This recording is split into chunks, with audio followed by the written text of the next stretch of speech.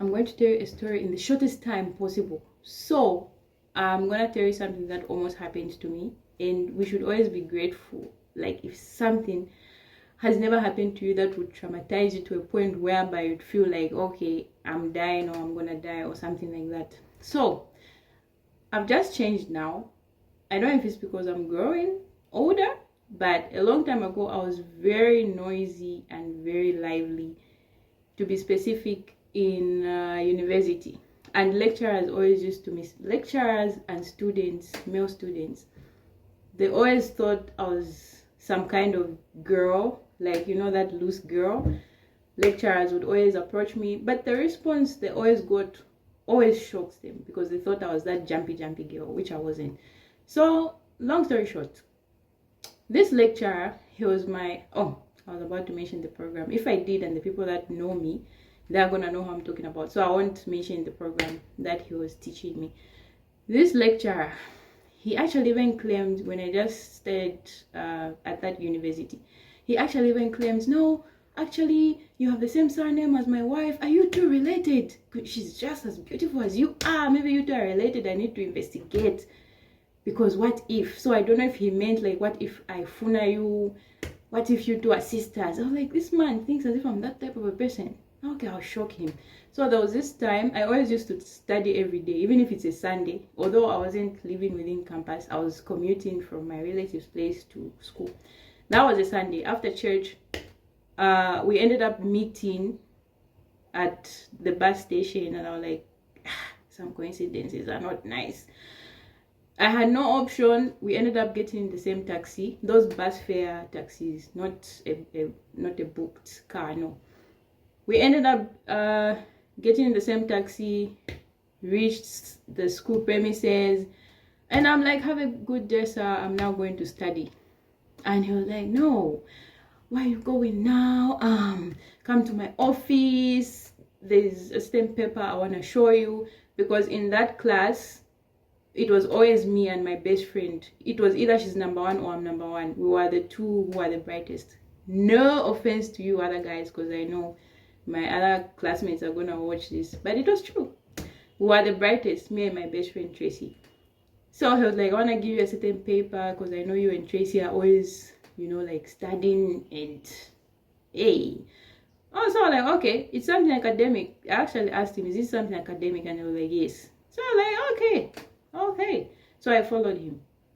We reached his office. He enters first, I enter second, and then he locks the door. So I asked him, I don't know. Usually when people look at me, I don't know if they see like some sort of naiveness in me. It's just the face. Don't be deceived, my friend. I am. So he locks the door. Then I'm like, and usually when I'm upset, I start smiling. So I'm like, why have you locked the door? And they were like, you also don't pretend as if. I was like, my friend, you will regret. If you want to do something, you are going to regret you ever locked this door. Because when you step out of this door, you're going to step out of this door with staples all over your face, pins all over your body parts. Whatever I want to do, just open the door, don't do it. Because I'm going to scream as well. And when people come in here, in fact, let me call my friends. So I liked having male friends. I prefer having, not right now, but since I'm in a relationship, I don't make male friends anymore. I preferred having male friends to female friends for my own reasons. I was like, I'm going to call my friends and they are going to beat the shit out of you. That's what I told him. And then I was like, no, stop pretending. As if I was like, yo, so you think I would actually like you? Sometimes look at yourself and look at the person. Yeah, open the door. So he was like, just sit down, calm down. Why are you overreacting? I was like, open this door before I break this door. And then the kind of person I am very brave, trust me. Even when I'm scared, you would think I actually mean what I'm saying, but I'm shitting out of my boots. I was, and usually when I'm talking, I think as if I usually convince myself like I'm gonna do this shit, like I believe my own words. So I was like, open this door. Baby, it is disturbing my story. That's how come this guy got scared. I actually texted my friends and I was like, you guys come to this and this. This is what's about to happen. I don't know what this man wants to do to me. Baby, I'm making a story. I was bored. Sorry about that. So I couldn't continue recording my video because my boo walked in and I don't like telling such stories like in front of him. I would rather he just sees a video already uploaded and he watches it alone. Yeah, so let's continue with the story. So this lecturer, I tell him to say, can you open the damn door, because I'm gonna F you up and I'm gonna break this door. I feel like in spite of how powerless you may be in certain situations, trust me, you might just end up breaking that door. Yeah, so my friend responded. Remember, I texted my guy friend. He was like, we are coming with sticks, we're coming to kill that damn snake. And they were on their way for real. And I showed him the message. I was like, look, my friends are coming. Do you want to get embarrassed? Do you want to get effed up or what? So anyways, long story short, the nigga opens the door. I walked out. I was so traumatized. Now imagine if actually this person managed to get their way with me, because this was going to be a SA. This was going to be an SA case. Yeah, I'm trying to censor the words because I don't know what YouTube might do if I actually say. This was going to be an SA case. Now imagine, this was already traumatizing for me in that moment, because in spite of how I was talking and threatening this man, I was like very powerless. I was powerless. I was like, if this guy just like forces himself on me, I don't think I'll have the power like to defeat him. When I walked out of that office, have you ever been nervous to a point whereby you feel like your legs are cold? You are walking, but you can't feel your legs moving in your body. That's how I was feeling. Sorry, I kept looking at my phone because there are notifications popping up on my phone. I was walking, but I couldn't feel my legs. I couldn't feel my body, honestly. I could only feel that I was alive, but the only thing that was functioning is my head and the brain inside my head. The rest of the body was numb. So I thought to myself, what if this actually happened? Which is why in the beginning I said, be thankful if something doesn't actually happen to you, because you don't know how the people who've been in those situations are actually traumatized or how they feel. It's been too long, but I'm sure I told my best friend Tracy about it. And the guys that were on their way, they asked me, like, should we go ahead and F this nigga up? And I was like, don't. You might think I was being dumb in that moment, but I don't want to praise myself. I just thought it was pointless, like, to do anything to this guy or to report him. I'm a nice person like that. I was feeling for him, like, if I do, maybe he'll lose his job over here. People don't think when they're about to do things. So I was like, since nothing happened, let me just let this nigga go. But after some time, because it was hurting me a lot and I was thinking about it a lot, I actually reported the nigga to the board of directors of that university. I did. I wrote a letter. And the board of directors were like, we'll look into it. They actually called me and they asked me to explain it over the phone. I explained it. And they were like, what would you like us to fire him? And I was like, no, don't fire him. I feel like, just do something that will teach him a lesson so that he never does this ever again to anybody else. That's what I told them. I don't know what they did to him really, because I was never told, but I told them, don't fire him. Maybe even just do whatever you can, like, just to teach this nigga a lesson that, okay, this is wrong. What I did is wrong and I should never ever do this to a student. Because that man was way older than me. And a man is a man. Men are stronger than us women. If you got his way with me. So anyways, the next story, and I didn't tell my family members about it. I just kept it to myself, and I detested this man to a point whereby the goodness is, that was my first year and it was coming to an end, and the following year he wasn't going to take me in any course, so I was grateful for that. But each time I crossed paths with him, I was so disgusted to look at him. I never even wanted to talk to him. He was always the one greeting me. He would be like, "Hi, how are you?" And I'll just be like, "I'm fine." I wouldn't even ask him like, "How are you?" I'll just say, "I'm fine." Yeah, I detested that man. Next story. That was before university. Yeah, that was, I don't know why I didn't tell it, but I don't know why I didn't narrate this story before this one, but I thought it came after. Now I remember that was before university. That was after high school. I had nowhere to go, I had nothing to do, you know, that gap year kind of stuff. Although for me it wasn't really a gap year, because I think I went to university after 2 years. I don't know, I forgot it. I was working in a relative's store. Now this store was located in a ghetto place. In that store, my relative used to sell fabric, you know, things that you can use like to design clothes. But mostly the fabric that we used to sell was meant for school uniforms. Yes, it was meant for school uniforms. That was a target market. So the materials for school uniforms, there was thread there, anything you needed like to make a uniform was there. So now I'm a chilled person.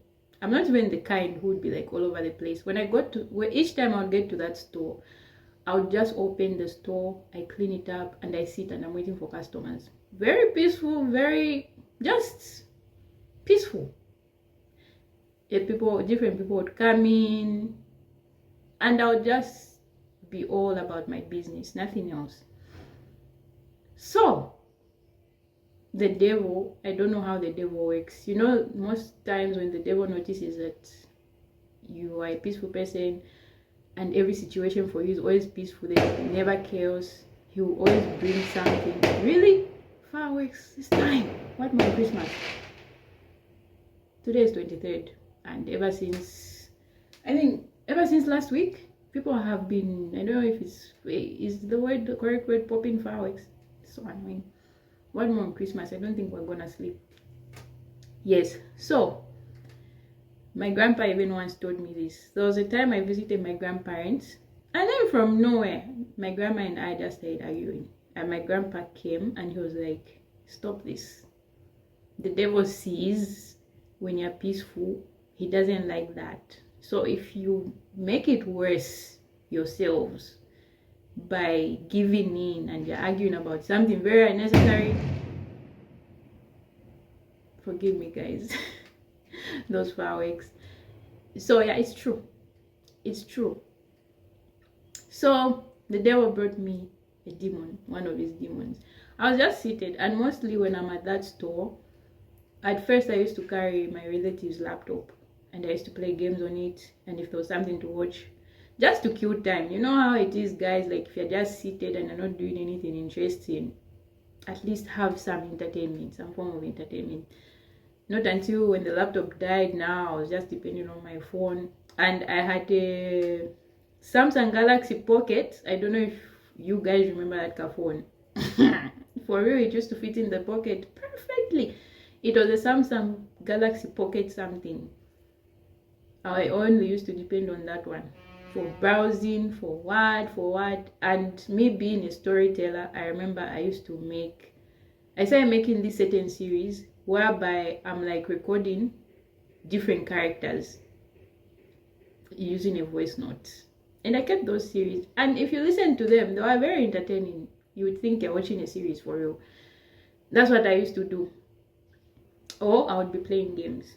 So this man, I used to see this man around a lot because he lived in that very ghetto area. This man walks in, and I'm like, this guy, what does he want? Because I don't think he would want to buy any fabric here. So he walks in, and then he's like, Okay, I don't remember exactly. It's been too long. I don't remember exactly how the conversation started, but I'm just gonna cut it short. So this man, he closed the door for the shop. So I stand up and I'm like, what are you doing?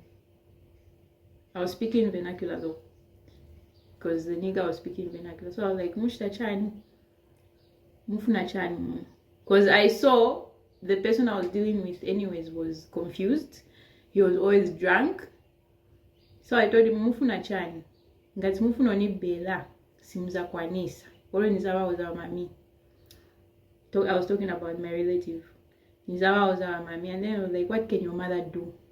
I was asking him, for those that don't understand anyway, since my audience comes from America. So yeah, let me translate for you guys. So I was like, what do you want in here? If you want to steal from me, you will not manage. I'm gonna tell my mother, and you won't just manage to get through to me. What is it that you want? And I'll scream. Can't you see that there are a lot of people around and it's during the day? Are you not scared? And there was a police post nearby. So I told him, I'm gonna go to the police and report you. And he was like, and you think I care? And then he closed the door. So I was thinking now in that moment, I was like, what am I going to do? So like, what? I asked him, like, what is it that you want? I don't even know you. Okay, forgive me for saying this, but this is what I said. I told him, I don't even know you. I told him, I don't know you. Secondly, you and I are from different classes. We're in a different class. What is it that you want from me that I can offer you? And there's nothing that you can offer me. I'm sorry for saying this, but I was just trying to get the guy off of my back. I'm not even like trying to make it seem like I was feeling myself, but he was brought up in the ghetto. He was 100% ghetto. I was like, I'm not your friend. Whatever you're thinking, I don't know if you think maybe I like you. How would I even possibly like you? That's how much I don't know how to talk. So I told him, can you get out of here? So I don't know if this guy thought like I'm naive and I'm too young, because I have young genes and I don't like that. That's what usually gets me frustrated. So I end up like using my strongest weapon, which is my mouth, so that someone regrets like ever provoking me. So I was like, can you please get out of here before I call my mother? So what saved me in that moment, I don't really know what he wanted to do, but for me in my head, I honestly thought he wanted to rape me. But it wasn't making sense because it was during the day. I was like, but again, he was making it seem as if we know each other and I'm his girlfriend. So if anything happened, maybe he would have just said, maybe she's my girlfriend. You get. And people in Zambia wouldn't really get surprised. They can't even say, but she looks cleaner than you. How can she be your girlfriend? People would just take his word for it. So I just said, a Lord, trust me, so that I could get him out. I was just saying whatever was coming to my head. I was like, whatever you want to do, my friend, you regret it. I'll take you to the police. The police post was just, I think, 5 minutes drive. But if you're walking, maybe 15 minutes. Depending on how you walk, but maybe 15 minutes walk. I said whatever I could to get this guy out. I don't really remember if I called my auntie at this point, but I was just threatening him. But again, so that's what was in my head. I was like, does he want to rape me? The next thing was, does he want to rob me? But these two things weren't making sense. It was during the day. So like, whatever, I just told him, whatever you want to do, stop it, because I'm gonna F you up. And then he started arguing with me. Hey, who do you think you are? Shanshani, who do you think you are? Hey, you think what? I don't really remember what he was saying exactly, but he said something like, who do you think you are? He was telling me, shut up, whilst closing the door. So I remember that day was very cold and there was a window in that store. I left the window closed because it was too cold. So when he closed the door, I opened the window and I called. So the landlord used to live just next to the store. The landlord and his daughters. So I opened the window and then I called one of his daughters. I was like, Boyan Monea, since although I'm not even fluent in Nyanja, If you had to rate me from beginner, intermediate, advanced, I would say intermediate. Even though I'm not really, no, let me just say I'm intermediate, honestly. But some things are very hard for me, like to construct sentences. So if you ever had to have an argument with me in Nyanja, you would win, trust me. Because me, I would just be there, but I tell you, hey, Shan, so I was like, since I've never found a kuli in Yawa, babuache shop. I told her it's Baburoniamba, Sinivaziva. And usually when I'm upset and if I'm not fluent in a certain language, I usually switch up languages. So I was like, I don't know what the F he wants from me. I'll switch like Nyanja, Bemba, English. That's what I usually do. Can you please tell him to get out of my shop before I tell my mother? So the landlord and his daughters already knew, my auntie. And they were like, like, stop provoking her. I don't know what the way they were saying it was like they thought there was something going on with him. But I was like, how can there be something going on with this man? Like, if you just look at me and you look at him, how can we have something going on? And did they ever see me like hanging out with men there? I was so fucking irritated. And I usually get irritated like when I'm powerless, like I can't do anything about something. And honestly speaking, sometimes I would get in my head so deep and I'm like, I wish I had superpowers. I was going to F this nigga up. Usually when I think of superpowers, I only think of, I've once thought of where I make someone do something, like I make you poo on yourself. That's what I mostly think about. Funny, right? Nothing dangerous. That's the only superpower I usually think about. I'm like, I wish I had superpowers. Like I was going to make this guy like defecate on himself. Because that's embarrassing. It's very embarrassing. So that's how come the daughters got this guy off my back. Now I was scared and I was like, this is during the day. And I usually used to leave that store at 5 p.m. I was like, what if one day he just like comes when he just sees like there isn't too many people around and he closes the door and he does whatever he wants. I got so scared. I don't really remember how that day went, but I think I knocked off early because I was too scared. I went home and I informed my guardian and she didn't even say anything. She was just like, oh, okay. She didn't, I don't know if she also thought that maybe it's just something I was like it's just someone I was like messing around with, but she didn't do anything. When I told her, I was expecting her like to come with me the following day and ask me like to point like which guy is it, and then maybe take necessary steps, like maybe take him to the police or just tell him to say, dude, if you ever mess with my daughter again, I'm gonna F you up. But nothing like that happened. She didn't say anything, honestly. She never said anything. She didn't even, I don't know. She didn't even ask. So I was wondering, like, what if something actually happened? So those are the two scenarios I'll give you of things that almost happened to me where I almost got essayed. And this is why I'm saying it's really good to be appreciative if you've never gone through such a traumatizing encounter, because if I did, I don't know where I would have been today. So that's my story time about the time when I almost got essayed, and I'm just glad I didn't. I thank God. Yeah, I'm not gonna say much, but that was it. It was traumatizing for me, honestly, and if it really went through, it would have been more traumatizing. Thank you so much for watching Storytime with Kitara. See you next time on Storytime with me.